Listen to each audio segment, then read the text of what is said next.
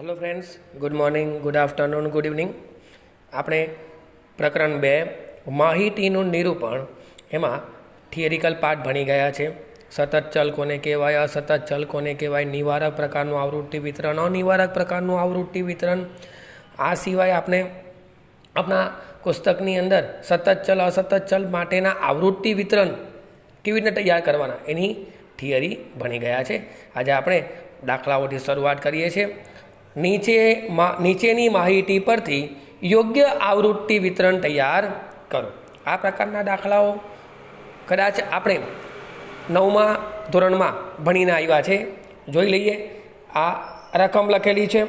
નીચેની માહિતી પરથી યોગ્ય આવૃત્તિ વિતરણ, આ 0, 3, 0, 0, 1 આ રીતે આ કુલ 50 આંકડાઓ લખેલા છે। જોઈ શકીએ છીએ આમાંથી સૌથી નાનામાં નાનું અવલોકન લો એક્સેલ, નાનામાં નાનું એટલે લોએસ્ટ અવલોકન, અવલોકનને આપણે એક્સ બોલીએ તો એક્સેલ બરાબર 0 છે નાનામાં નાનું, અને મોટામાં મોટું છે 5।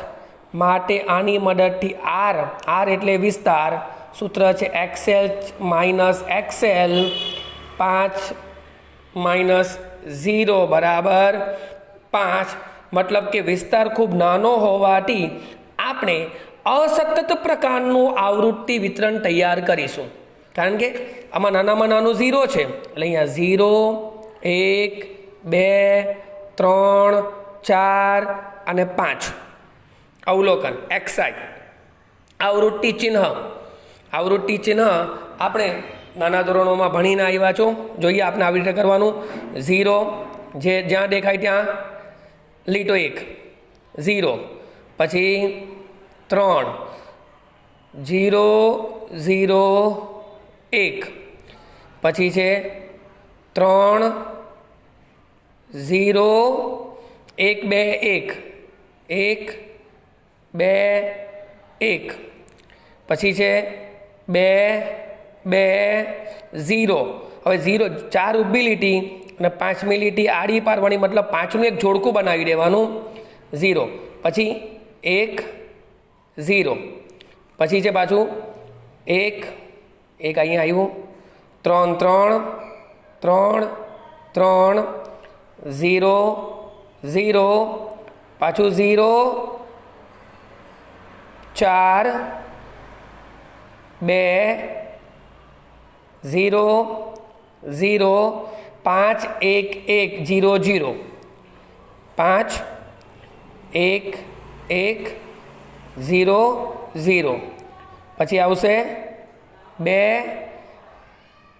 0 1 1 1 1 1 3 4 3 4, પછી આવે છે 0 0 1 એટલે અહીંયા પાછું 0 0 1, પછી પાછું છે 0 5 2 1 0, 5 2 1 0, 2 2 2 4 3 2 4 3 2।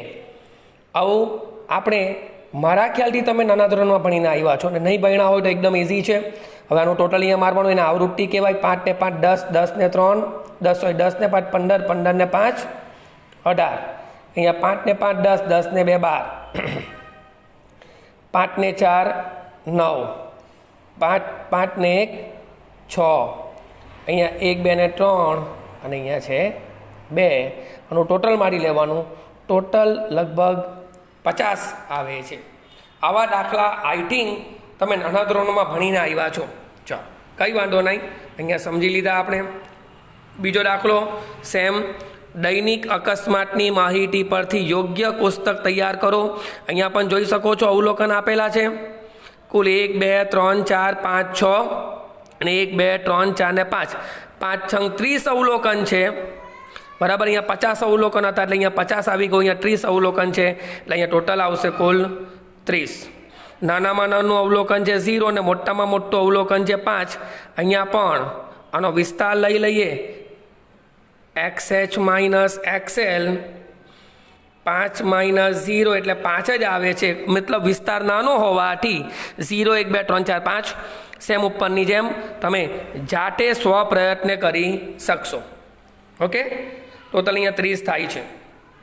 આવડે એવા દાખલા છે.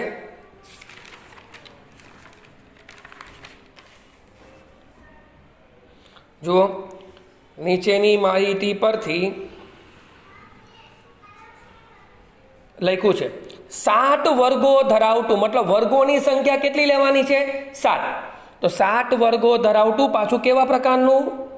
નિવારક પ્રકારનું. નિવારક, એમને સમજાવું પાછું. નિવારક પ્રકારનું કેવું? સતત. જો આગળના જે 2 દાખલા ગણ્યા તે અસતત હતા, કે અસતત ચલ એટલે માત્ર નિશ્ચિત પૂર્ણાંક કિંમતો ધારણ કરે, જ્યારે સતત ચલ એ નિશ્ચિત પૂર્ણાંક કિંમતો સિવાયની વચ્ચેની કિંમતો પણ ધારણ કરતો હોય. અહીંયા જોઈ શકો છો રકમ છે, રકમની નાનામાં નાનું અવલોકન 27 છે. અહીંયા રકમમાં 27 નાનામાં નાનું છે અને મોટામાં મોટું અવલોકન 57 છે. બરાબર, એટલે એક્સએલ અને એક્સએચ એની મદદથી પહેલાં આર શોધી નાખીએ. આર બરાબર એક્સએચ માઇનસ એક્સએલ, 57 માઇનસ 27 એટલે લગભગ 30 આવે છે વિસ્તાર. હવે 30 વિસ્તાર છે એટલે આપણે આવું તો નહીં લખી શકીએ ને. અહીંયા 27 28 29 30 31 32 33 34 એમ 57 સુધી લખાય?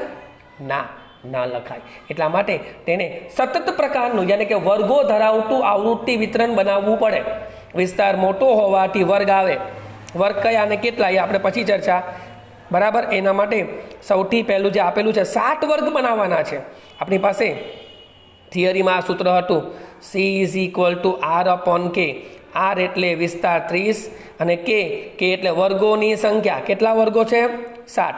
એટલે 30/7 કરીએ તો સમથિંગ 4.28. પણ કોઈ દિવસ વર્ગ લંબાઈ 5 હોઈ શકે, 10 હોઈ શકે, 20 હોઈ શકે, 50 હોઈ શકે, 100 હોઈ શકે, પણ આવું 4.28 આવું બધું આવે નહીં. એટલે આશરે 5. યાદ રાખવાનું, વર્ગોની સંખ્યા 5 10 વર્ગ લંબાઈ 5 10 15 20 50 100 500 1000 કોઈ બી હોય, પણ આવું નહીં આવે. એટલા માટે એને લઈ લેવાનું 5. હવે આપણે નિવારક પ્રકારનું બનાવવાનું છે. નાનામાં નાનું અવલોકન 57 છે. બરાબર છે, એટલે આપણે શરૂઆત કરીએ છીએ એની નજીકથી 25, 25 થી 30. બરાબર, હવે નિવારક હોવાથી 30. નિવારકની વ્યાખ્યા હતી, નિવારક એટલે કોઈ એક વર્ગની ઉર્ધ્વ સીમા એ જ તેના પછીના વર્ગની અધઃ સીમા ધારણ કરે. અહીંયા 30 થી 35, 35 થી 40, 40 થી 45. જોઈ શકો છો દરેકમાં જે એકની ઉર્ધ્વ સીમા તે બીજાની અધઃ સીમા, એકની ઉર્ધ્વ તે બીજાની અધઃ. આને કહેવાય નિવારક પ્રકારનું સતત આવૃત્તિ વર્ગ આવે એટલે સતત. 50, 50 થી 65, 50 થી 55 અને 55 થી 60. કારણ કે આપણે વધારેમાં વધારે 57 સુધી લઈ જવાનું છે. એટલા માટે આવી ગયું. હવે આપણે જે રકમ લખેલી છે એ પ્રમાણે લીટા પાડવાના છે. 51, જોજો 51 ક્યાં આવશે? 50 થી 55ની વચ્ચે 51. 30, 30 અહીંયા પણ છે ને અહીંયા પણ છે. એટલે યાદ રાખવાનું, જ્યારે નિવારક પ્રકારનું હોય ત્યારે 30 એવું હોય તે નીચલી હદ ધારણ કરે. નીચલી હદ એટલે અધઃ સીમા. એટલે 30 ક્યાં લેવાનું? અહીંયા લેવાનું અધઃ સીમામાં. 47, 48, 50. 47 અહીંયા આવશે, 48 બી અહીંયા આવે, પણ 50 ક્યાં આવે? અહીંયા નહીં લેવાનું, અહીંયા લેવાનું નીચે. એવી રીતે 32, 32 આ વર્ગની વચ્ચે આવે. 45, 35, 45 જો અહીંયા છે પણ લેવાનું નીચેમાં. 35 અહીંયા નહીં લેવાય, અહીંયા લેવાય. 45, 52 અહીંયા આવશે. આમ આ પણ તમે સ્વપ્રયત્ન કરી શકશો. અને અહીંયા આન્સર છે 3, 8, 10, 5, 15, 8, 1 ટોટલ થાય 50. જાતે સ્વપ્રયત્ન કરી શકશો. સહેલું છે.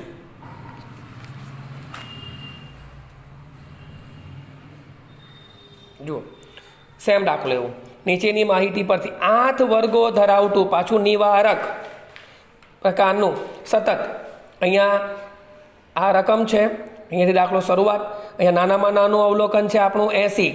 નાનામાં નાનું અવલોકન 80 આવ્યું અને મોટામાં મોટું અવલોકન 265 265. આની મદદથી આપણે આર શોધો. આર આવ્યું XH માઇનસ XL 265 માઇનસ 80 185. વિસ્તાર ખૂબ મોટો છે. જ્યારે વિસ્તાર મોટો હોય ત્યારે હંમેશા સી બરાબર આર અપોન કે 185 ભાગ્યા 8 કર્યું તો 23.125. આવા વર્ગ લેવાય નહીં. એટલા માટે આપણે નજીકની કિંમત લીધી. કયો લીધો વર્ગ? લંબાઈ. વર્ગ લંબાઈ કેટલી લીધી? 25 વર્ગ બનાવવાના છે. નાનામાં નાનો અવલોકન 80 25 વર્ગ લંબાઈ ધરાવતા 8 વર્ગો બનાવવાના. એટલે આ અવલોકન વચ્ચે આવી જવા જોઈએ. એટલે શરૂઆત કરીએ 75 થી 100 થઈ ગઈ વર્ગ લંબાઈ 25.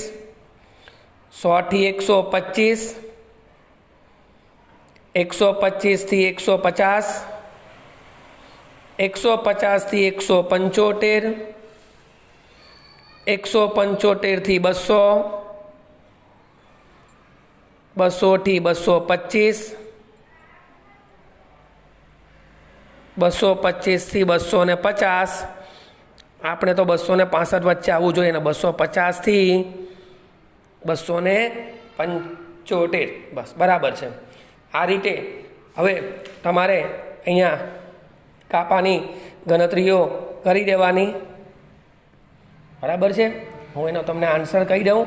આવૃત્તિ છે એની 4 4 8 2 2 4 3 1 કુલ અહીંયા આવશે 28.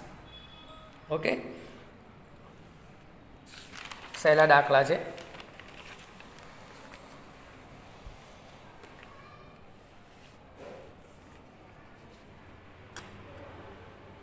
પાંચમો દાખલો.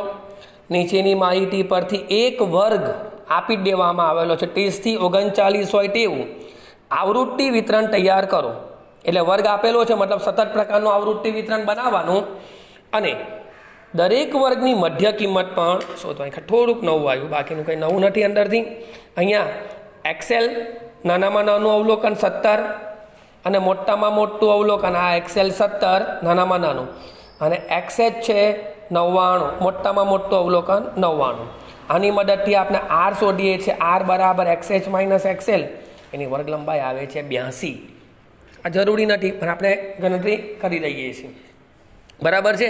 હવે આ એક વર્ગ વચ્ચે આવી જવો જોઈએ એવી રીતે. અને નાનામાં નાનું અવલોકન કેટલું છે? 17. એટલે અહીંયા શરૂઆત કરું છું 10 થી 19. જોજો 20 થી 29, 30 થી 39. તો જ આ 30 થી 39 અહીંયા આવી ગયું. આ રીતે બનાવો તો જ આવશે. બીજું આવા પ્રકારના આવૃત્તિ વિતરણને અનિવારક આગળમાં જે જોયા તેમાં એકની ઉપલી હદ એ જ બીજાની નીચલી હદ છે. પણ અહીંયા જોજો આ 19 છે એના પછીમાં 20 લીધું છે. આ 29 છે તો અહીંયા 30 લીધું છે. એટલે આને કહેવાય અનિવારક. 49, 50 થી 59, 60 થી 69, 70 થી 79, 80 થી 89 અને 90 થી 99. એટલે અહીંયા જે 99 આવશે ઉપરમાં તે અહીંયા લઈ જ લેવાના. કે અનિવારકમાં તો એ જ લેવાય. નિવારક હોય તો આપણે નીચે લેતે. આવૃત્તિ ચિહ્ન તમે જાતે સ્વપ્રયત્ન કરી શકશો. આની આવૃત્તિ છે 5 5 10 3 8 5 7 4 3 ટોટલ છે 50. અને એક વધારાનું વસ્તુ કરવાની કીધી છે મધ્ય કિંમત. ચલો મધ્ય કિંમત એટલે સૂત્ર છે અધઃ સીમા વત્તા ઉર્ધ્વ સીમા ભાગ્યા 2. કોઈપણ વર્ગની મધ્ય કિંમત એટલે અધઃ સીમા 10 વત્તા 19 ભાગ્યા 2 કરો તો આવી 14.5. ગણતરી બતાવવાની જરૂર નથી, યાર ખાલી સમજાયું. એવી રીતને 20 થી 29 એટલે 20 વત્તા 29 આવશે 49. 49 ભાગ્યા 2 કરો તો 24.5 એમ. આ 34.5 મધ્ય કિંમત. આની મધ્ય કિંમત આવશે 44.5, 56.5, 64.5, 74.5, 84.5 અને 94.5. ઓકે. અને લાસ્ટ દાખલો આજના માટે, નીચેની માહિતી પરથી વર્ગ લંબાઈ શોધો અને મધ્ય કિંમત પણ શોધો. મતલબ કે તમને રકમની અંદર આ ભાગ આપી જ દેવામાં આવેલો છે. મધ્ય કિંમત શોધવાની, આટલો ભાગ રકમ છે. વર્ગ આપેલા છે 0 થી 20, 20 થી 50, 50 થી 70, 70 થી 90, 90 થી 100. આ નિવારક પ્રકારનું તો છે પણ વર્ગ લંબાઈ સરખી નથી. જોજો, આની આવૃત્તિ આપેલી છે. વર્ગ લંબાઈનું સૂત્ર ઉર્ધ્વ સીમા બિંદુ માઇનસ અધઃ સીમા બિંદુ. પણ અહીંયા નિવારક હોવાથી આને સીમા કહેવાય ને એને સીમા બિંદુ કહેવાય. એવી રીતના આની 50 માઇનસ 20 30, 70 માઇનસ 50 20, 90 માઇનસ 70 20 અને 100 માઇનસ 90 10. આ વર્ગ લંબાઈ. અને મધ્ય કિંમત શોધવી હોય તો ઉપરની જેમ જ 0 વત્તા 20 એટલે 20 ભાગ્યા 2 એટલે 10. બરાબર ને? 0 વત્તા 20 ભાગ્યા 2 એટલે 10. પછી આની કેટલી આવે? 20 વત્તા 50 એટલે 70. 70 ભાગ્યા 2 એટલે 35. આ રીતે વર્ગ લંબાઈ, આ મધ્ય કિંમત શોધવાની. 50 વત્તા 70/2 120 ભાગ્યા 2 એટલે 60. બરાબર? એવી રીતને 70 વત્તા 90/2 160નું અડધું 80 અને 90 વત્તા 100/2 એટલે 190 190નું ભાગ્યા 2 એટલે 95.